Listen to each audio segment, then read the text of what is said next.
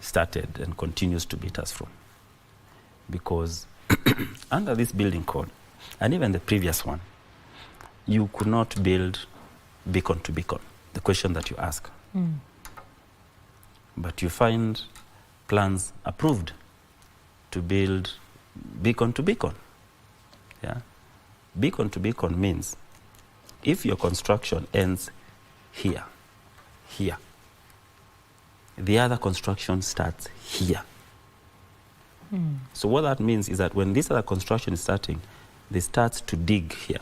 And we've just mentioned the issue of very deep excavations because we are going very high floors and we want to utilize the plot, the land, and we have to create basements for parking. Right. So when you excavate here and very deeply, then you undermine structurally this other building. And that's why you've seen these collapses. You saw one in Parklands where the wall and the excavation embankment came down and injured people. Of course, exposed the foundation of the other construction. So these approvals, but this is long before it gets to the registration of the project by the NCA. Yeah. So at the counties, and if it were possible, and it is possible, that these bodies stop working in silos, that the county government or the officer approving knows what the other law, the building code, stipulates. And anything not meeting the requirements of the code then doesn't pass that stage. Yeah? What we see instead is in some counties, even the people approving do not have the technical know-how. Find a clerk has been given the onerous task of approving designs of constructions that go up to 29th floor, 22nd floor. I mean, what are we doing? Instead of having a fellow designer, you see this building has been designed by someone. Yes. Have another one, a counterpart on the other. It's more like a peer review on the other side. So have you, here have you, there's a checklist. Have you. In some counties, you hear someone says, no, once I give you this approval, you go on and build. You don't need... And the other parties, there is NEMA. Yeah. Yeah. You know, there's other bodies. Yeah. So, and you find now these approvals becoming purely a revenue generation sort of point. So the county just sees it as a way of generating revenue. What we don't look at is the problems that we are transferring or kicking ahead. Is that, and that comes in the issue of even areas that are controlled. You've seen, you know, structures coming. That construction you've seen, it's been approved from somewhere. Yeah. Yeah, and that's a society that, these are the things that are so endemic that we need to start to deal with. And not because we don't have the laws or the codes, they're there. It is us as people deciding to start doing the right thing for our country. Not you only do what serves you. Yeah. Yeah. So, yeah, be so self-serving that anything I do must have value for me. Would you want something for posterity, that I'm doing the right thing? When you approve a building of whatever height in an area where services are not there, even it's a controlled area, that's not, what are you doing? Yeah. What are you doing? We have to begin, like you say, to be human and not view everything from a point of what is in it for me. Yeah.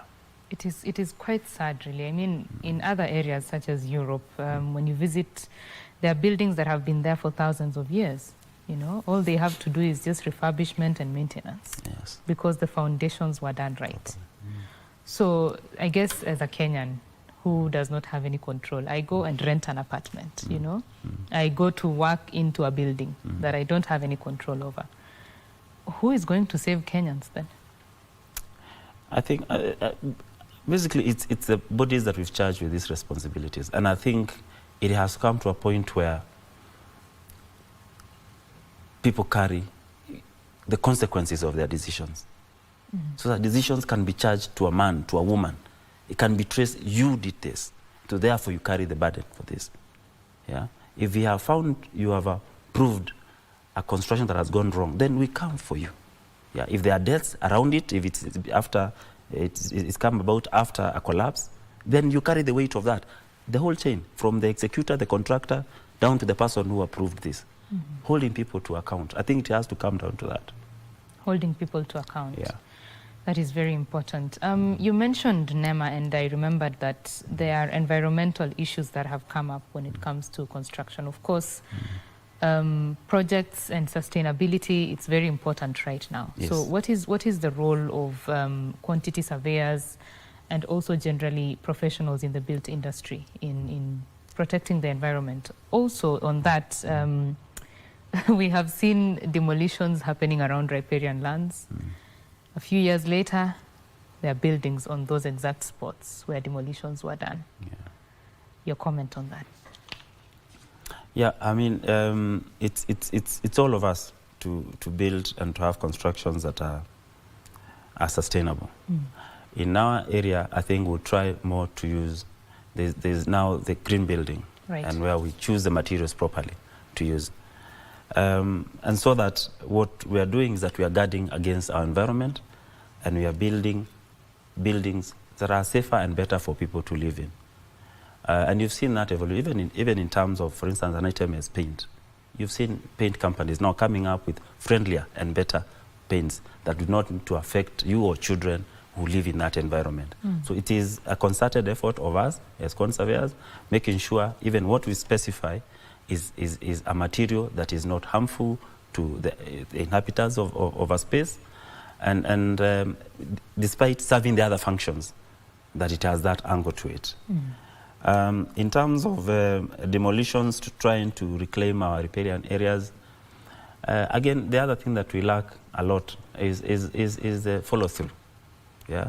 Other than the implementation, which also falls short, is that once we implement something, then the follow-through also is, and then continuous enforcement is what fails.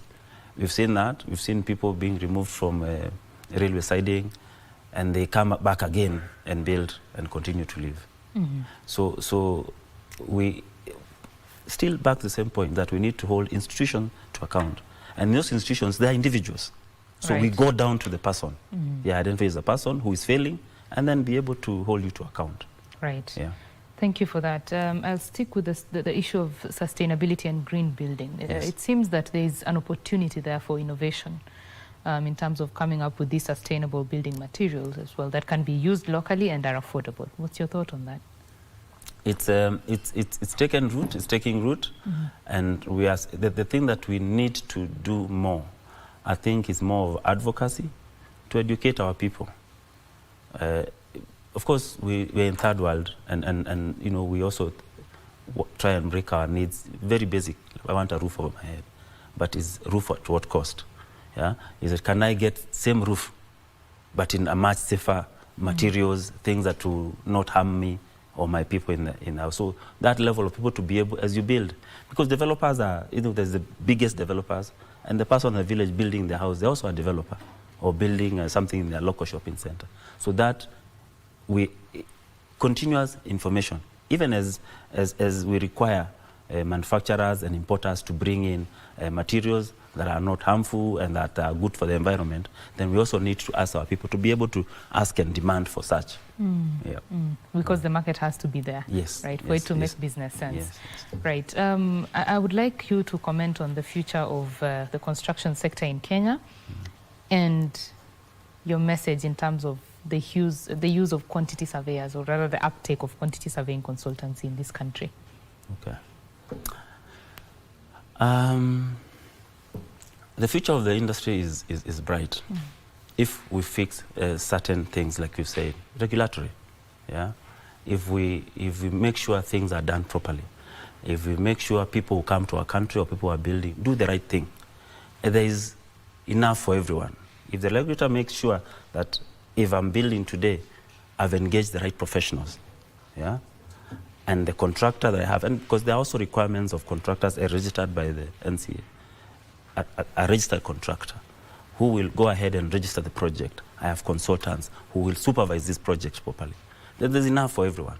This joblessness we will see will not be there. We are in an economy that we can engage all our people produced in this country. It's possible if people don't turn corners and others don't do their job as a regulator. You know, don't do your job. If you stop people abdicating their roles, if you're a regulator, you're regulating engineers, then play that role. We saw the other day a march by the engineers requiring 10,000 of them to be employed. For people who have kids who have worked so hard all their life to attain that qualification, we shouldn't have to see that. Yeah, we can put systems that these engineers are absorbed in, and there are many areas where they can be absorbed. Right now there is the government affordable housing program, which is huge in terms of the funds being expended there. And it is what you and I will pay in this levy. Even in it. And you can see a disconnect between, let me say the government, but because this is implementation of a manifesto of a party. So the leaders of that party have a vision, which is political, but delivering value to its people. But you will find a technocrat, an individual who is an employee of government, who should change a plan like that, yeah? Who sit somewhere and do certain things that will make a program like that look less favorable. Whereas it's eventually is also a political angle to it. You know, someone will use it and say, look, but there's an individual, one person, who is part of the system, who does not connect the dot between this project and what it means for the proponents of it, who are politicians. Because if you help give it a bad name, then you've killed what it is that these people also wanted to get out of it. Yeah. Of course, there are many things I want to get out of it. Is probably give people decent, dignified housing. Yeah. But also out of that, get some political mileage. But you're sitting here as a technocrat. You're sort of chopping the legs of those people who have this idea. It's not yours, it's theirs. So that's what I'm saying. Is we have to get to a point where we do things a little more selflessly. Yeah? If you're a technocrat, a government has found you in the office and it has this plan, you make it work so that it gets its mileage out of it, people benefit properly. Benefit properly is, as people get housing, this program employs people. And we're talking about the issue of unemployment. Yeah. You make sure that it employs people so that you're curing this problem, which is also a goal of this political outfit. You don't sit and do your own things and you're trying to, you know, procure your own things in a funny way that undermines the bigger picture of this. Yeah, I mean, that's what I would say. So we need to start, I would say, just start being human. Being human and doing things because selflessly. The affordable housing program can absorb so many of these people we're talking about, can employ so many of these consultants, but the individuals who are, their work is to block here, block there, do this, do that. Thank you. Let us hope that more people begin to do things humanly and selflessly and do the right thing. Thank you. Asante sana for your thoughts. That is QS Mutinda Mutuku, who is the president of the Institute of Quantity Surveyors of Kenya. We have been discussing the place of quantity surveying in the Kenyan built environment, as well as their role and what the professionals in that industry should do. Of course, if you are embarking on a construction project, be sure to engage qualified professionals for your money's sake and the safety of the people. My name is Betty Kiptum and Lensa Odingo is my colleague on the sign language interpretation. Thank you very much for watching BizCheck. That is where we close it. Kurunzi Mashinani is coming up in about 10 minutes. Thank you for watching. Bye-bye.